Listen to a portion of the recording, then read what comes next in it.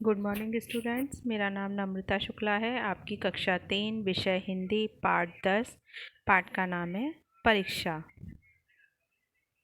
आज हम पढ़ेंगे पाठ 10 परीक्षा। सबसे पहले इसका सीखने का प्रतिफल जानेंगे। इस पाठ में हमें बताया गया है कि हमें अपना भला करने के साथ साथ दूसरों के भले के बारे में भी सोचना चाहिए। एक सच्चा व्यक्ति वही है जो हमेशा दूसरों का भला करता है। आगे हम पढ़ाई शुरू करेंगे अपना। एक जिलाधिकारी थे। वे अपने ज़िले में किसी ऐसे भले आदमी को ढूंढ रहे थे जो निस्वार्थ भाव से दूसरों का भला करता हो। निस्वार्थ माने बिना किसी स्वार्थ के, अपने बिना किसी मतलब के वह दूसरों का भला करता हो। किसी की प्रशंसा कानों में पड़ते ही वे उसके बारे में और जानकारी जुटाने लगते थे। प्रशंसा यानी तारीफ। किसी की तारीफ कानों में पड़ते ही वे उसके बारे में और अधिक जानकारी जुटाने लगते थे। एक बार उस जिलाधिकारी को एक गांव में ग्राम सभा की बैठक में भाग लेने जाना था। कहाँ जाना था? एक गांव में ग्राम सभा की बैठक में भाग लेने जाना था। वह उस बैठक में शामिल होने के लिए गांव की ओर चल दिए। कहाँ चल दिए? गांव की ओर। गांव की सड़क अधबनी थी। अधबनी यानी आधी बनी हुई थी, इसलिए उन्हें कार से उतरकर पैदल ही चलना पड़ा। कुछ दूर चलने के बाद उनकी नज़र एक भारी पत्थर पर पड़ी जिससे ठोकर खाकर कोई भी गिर सकता था। जिलाधिकारी के मन में गांव के लोगों की परीक्षा लेने का विचार आया। क्या विचार आया? कि क्यों ना इसी बहाने से, इस पत्थर के बहाने से हम इस गांव के लोगों की परीक्षा ले कि वह दूसरों का कितना भला करते हैं। एक बार इस पेज की रीडिंग हम फिर से करेंगे। एक जिलाधिकारी थे। वह अपने ज़िले में किसी ऐसे भले आदमी को ढूंढ रहे थे जो निस्वार्थ भाव से दूसरों का भला करता हो। किसी की प्रशंसा कानों में पड़ते ही वे उसके बारे में और जानकारी जुटाने लगते थे।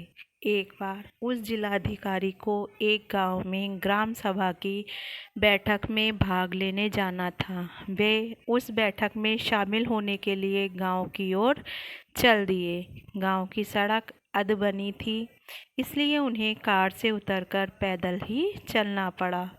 कुछ दूर चलने के बाद उनकी नज़र एक भारी पत्थर पर पड़ी जिससे ठोकर खाकर कोई भी व्यक्ति गिर सकता था। जिलाधिकारी के मन में गांव के लोगों की परीक्षा लेने का विचार आया। आगे पढ़ेंगे। वे एक पेड़ की आड़ में छिपकर खड़े हो गए। कहाँ खड़े हो गए? एक पेड़ की आड़ से खड़े हो गए। वे यह देखना चाहते थे कि राह में पड़े उस पत्थर को कौन वहां से हटाता है। थोड़ी देर में एक किसान आता दिखाई दिया। उसके कंधे पर हल था और एक हाथ में बैलों की डोरी। उस पत्थर को देखते ही किसान स्वयं भी सड़क के किनारे चलने लगा और बैलों को भी पत्थर की ठोकर खाने से बचा लिया। तभी दूर से एक दूध वाला आता दिखाई दिया। सिर पर वजन होने से उसकी गर्दन आकाश की ओर उठी हुई थी। बेध्यानी में वह पत्थर से ठोकर खाकर गिर पड़ा। बेध्यानी यानी उसके ध्यान कहीं और था और वह कहीं और चल रहा था। उसके घुटनों पर चोट लगी और सारा दूध सड़क पर गिर गया। दूध वाला कठिनाई से उठते हुए बड़बड़ाया, इतना बड़ा पत्थर रास्ते पर पड़ा है और किसी ने उसे नहीं हटाया। मेरा दूध तो गिर गया। अब मैं ग्राम सभा को दूध कैसे दे पाऊंगा? दूध वाला लंगड़ाता हुआ अपने रास्ते चला गया। उसने भी पत्थर नहीं हटाया। तभी किसी साइकिल की घंटी सुनाई दी। एक युवक साइकिल पर सवार मस्ती में गाना गाता आ रहा था। अचानक साइकिल का पहिया उस पत्थर से टकराया। साइकिल लड़खड़ाई, युवक गिरते गिरते बचा। वह बड़बड़ाया, मैं कई दिनों से इस पत्थर को यहीं पड़ा हुआ देख रहा हूँ, पर कोई अब तक इसे हटाने नहीं आया। यहाँ के लोग बहुत आलसी हैं। युवक ने साइकिल आगे बढ़ाई और दूर निकल गया। युवक के जाते ही एक बुजुर्ग सिर पर फलों की टोकरी लिए आए। वे भी उस पत्थर से ठोकर खाकर गिर पड़े। उनके सारे फल बिखर गए। जिलाधिकारी ने बुजुर्ग की मदद के लिए कदम बढ़ाए ही थे कि उन्होंने देखा एक लड़का दौड़ता हुआ बुजुर्ग की ओर आ रहा है। कौन आ रहा था? एक लड़का। एक बार फिर से देखेंगे इसे शॉर्ट में। वे एक पेड़ की आड़ में छिपकर खड़े हो गए। वे यह देखना चाहते थे कि राह में पड़े उस पत्थर को वहां से कौन हटाता है। थोड़ी देर बाद एक किसान आता दिखाई दिया। उसके कंधे पर हल था और एक हाथ में बैलों की डोरी। उस पत्थर को देखते ही किसान स्वयं भी सड़क के किनारे चलने लगा और बैलों को भी पत्थर की ठोकर खाने से बचा लिया। तभी दूर से एक दूध वाला आता दिखाई दिया। सिर पर वजन होने से उसकी गर्दन आकाश की ओर उठी हुई थी। बेध्यानी में वह पत्थर से ठोकर खाकर गिर पड़ा। उसके घुटनों पर चोट लगी और सारा दूध सड़क पर गिर गया। दूध वाला कठिनाई से उठते हुए बड़बड़ाया, इतना बड़ा पत्थर रास्ते में पड़ा है और किसी ने इसे नहीं हटाया। मेरा दूध तो गिर गया, अब मैं ग्राम सभा को दूध कैसे दे पाऊंगा? दूध वाला लंगड़ाता हुआ अपने रास्ते चला गया। उसने भी पत्थर नहीं हटाया। तभी किसी साइकिल की घंटी सुनाई दी। एक युवक साइकिल पर सवार मस्ती में गाना गाता आ रहा था। अचानक साइकिल का पहिया उस पत्थर से टकराया। साइकिल लड़खड़ाई, युवक गिरते गिरते बचा। वह बड़बड़ाया, मैं कई दिनों से इस पत्थर को यहीं पड़ा देख रहा हूँ, पर कोई अब तक इसे हटाने नहीं आया। यहाँ के लोग बहुत आलसी हैं। युवक ने साइकिल आगे बढ़ाई और दूर निकल गया। युवक के जाते ही बुजुर्ग सिर पर फलों की टोकरी लिए आए। वे भी उस पत्थर से ठोकर खाकर गिर पड़े। उनके सारे फल बिखर गए। जिलाधिकारी ने बुजुर्ग की मदद के लिए कदम बढ़ाए ही थे कि उन्होंने देखा एक लड़का दौड़ता हुआ बुजुर्ग की ओर आ रहा है। वे फिर से पेड़ की आड़ में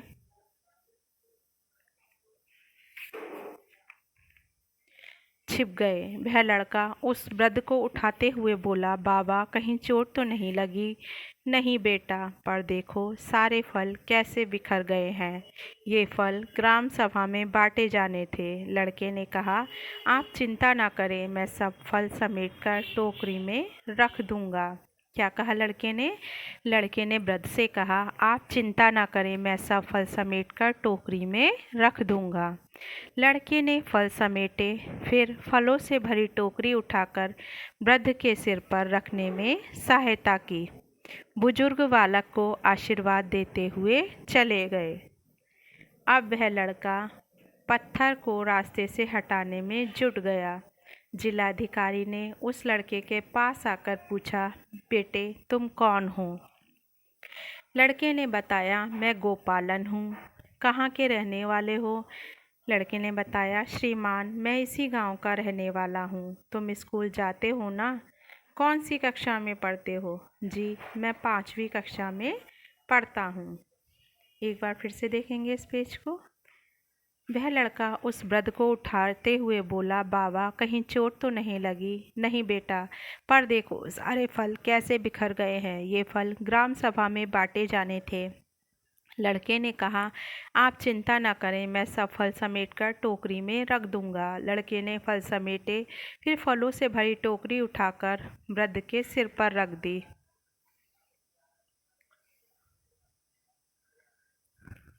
वृद्ध के सिर पर रखने में सहायता की। बुजुर्ग बालक को आशीर्वाद देते हुए चले गए।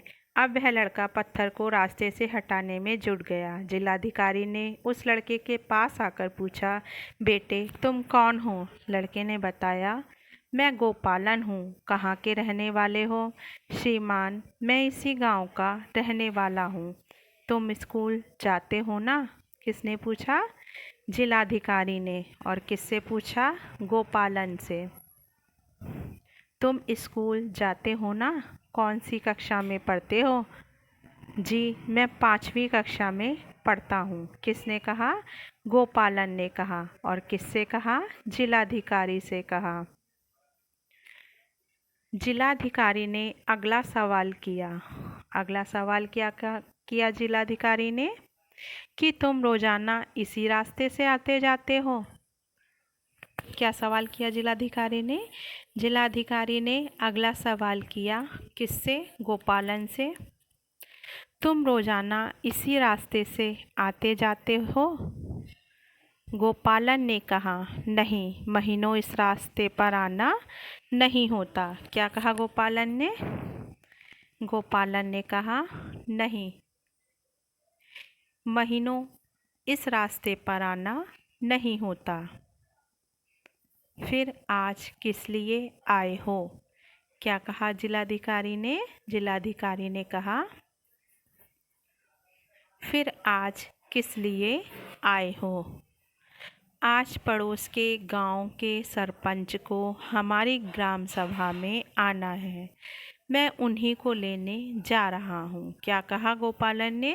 गोपालन ने कहा, आज पड़ोस के गांव के सरपंच को हमारी ग्राम सभा में आना है।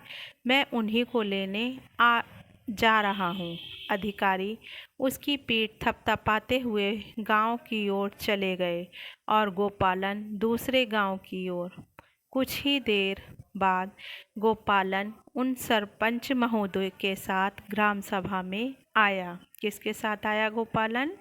कुछ देर बाद गोपालन उन सरपंच महोदय के साथ ग्राम सभा में आया। गोपालन के आते ही जिलाधिकारी ने ग्राम सभा को अपना परिचय दिया। उन्होंने बताया, दूसरों की निस्वार्थ भलाई करने वालों को सरकार पदक देना चाहती है। इस जिले से ऐसे व्यक्ति का चयन मुझे करना था।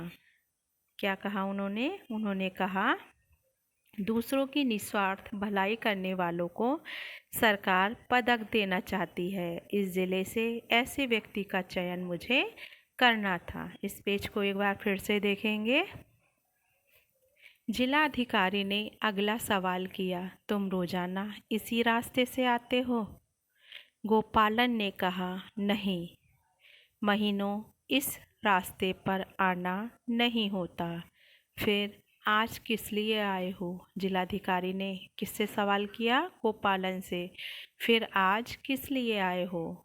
गोपालन ने उत्तर दिया, आज पड़ोस के गांव के सरपंच को हमारी ग्राम सभा में आना है। मैं उन्हीं को लेने जा रहा हूँ।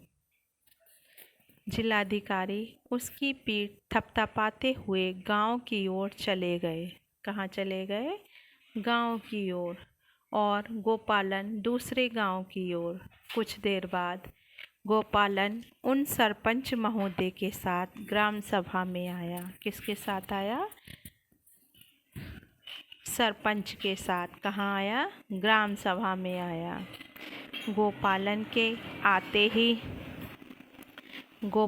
के आते ही जिलाधिकारी ने ग्राम सभा को अपना परिचय दिया। उन्होंने बताया, दूसरों की निस्वार्थ भलाई करने वालों को सरकार पदक देना चाहती है। पदक यानी पुरस्कार रूप में कुछ देना चाहती है। इस ज़िले से ऐसे व्यक्ति का चयन मुझे करना था। चयन यानी चुनाव। क्या कहा उन्होंने? उन्होंने बताया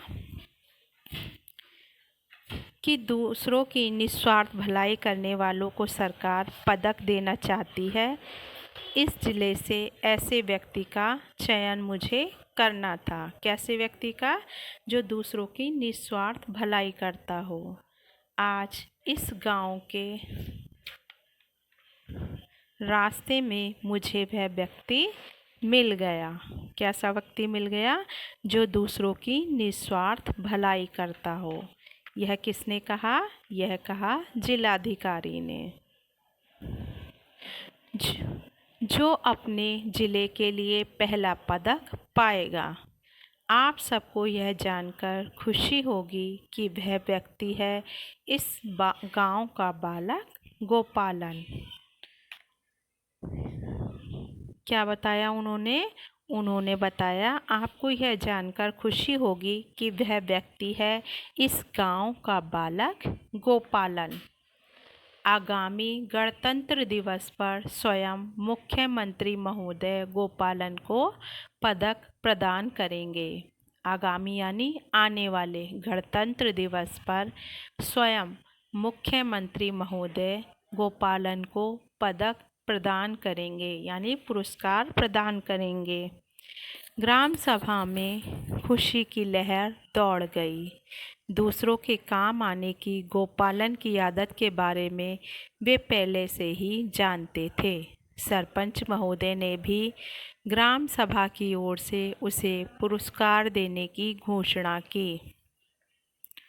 गोपालन के संगी साथियों ने उसे बधाई दी और बुजुर्गों ने आशीर्वाद दिया। एक बार फिर से पढ़ेंगे ये पेज। आप सबको यह जानकर खुशी होगी कि वह व्यक्ति है इस गांव का बालक गोपालन। आगामी गणतंत्र दिवस पर स्वयं मुख्यमंत्री महोदय गोपालन को पदक प्रदान करेंगे। ग्राम सभा में खुशी की लहर दौड़ गई। दूसरों के काम आने की गोपालन की आदत के बारे में वह पहले से ही जानते थे। सरपंच महोदय ने भी ग्राम सभा की ओर से उसे पुरस्कार देने की घोषणा की।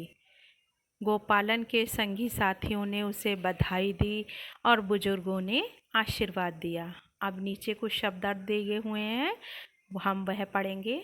निस्वार्थ यानी बिना किसी स्वार्थ के। अधबनी, अधबनी यानी अधूरी बनी। ग्राम सभा यानी गांव के लोगों की सभा। सहायता, सहायता यानी मदद। प्रशंसा, प्रशंसा यानी तारीफ। बेध्यानी मीन्स बिना ध्यान दिए। बुजुर्ग, बुजुर्ग यानी बूढ़ा। आगामी, आगामी यानी आने वाला। एक बार फिर से देखेंगे शब्दों के अर्थ। निस्वार्थ, निस्वार्थ यानी बिना स्वार्थ के। अधूरी, अधूरी यानी अधबनी, अधबनी यानी अधूरी बनी हुई। ग्राम सभा यानी गांव के लोगों की सभा। सहायता, सहायता यानी मदद। प्रशंसा, प्रशंसा यानी तारीफ।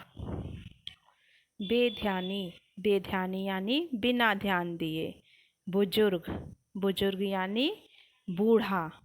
आगामी, आगामी यानी आने वाला। अब आपने इस चैप्टर की रीडिंग की, आपकी समझ में आया होगा कि इस चैप्टर में हमें क्या बताया गया है। इस चैप्टर से हमें यही सीख मिली है कि हमें हमेशा दूसरों के बारे में, उनकी भलाई के बारे में सोचना चाहिए। हमेशा परोपकार के कार्य करते रहने चाहिए। हमें हमेशा अपना ही भला नहीं सोचना चाहिए। अपना भला तो पशु पक्षी सभी जानवर भी सोचते हैं, लेकिन अगर हम किसी दूसरे के काम आ सकें, उनकी भलाई कर सकें, तो हमारे लिए यह बहुत ही मान की बात होगी, है ना। इसलिए हमें हमेशा दूसरों की भलाई के कार्य करते रहने चाहिए। सच्चे मायनों में वही अच्छा व्यक्ति होता है जो हमेशा दूसरों की भलाई के कार्य करता है। अपनी भलाई तो सभी लोग सोच लेते हैं, है ना, लेकिन जो दूसरों के लिए काम आए वह ही सच्चा इंसान है। हमें इस पाठ से यही शिक्षा मिलती है। आशा है आप इस चैप्टर की रीडिंग अच्छे से करेंगे और इसे पढ़ेंगे ध्यान से। धन्यवाद।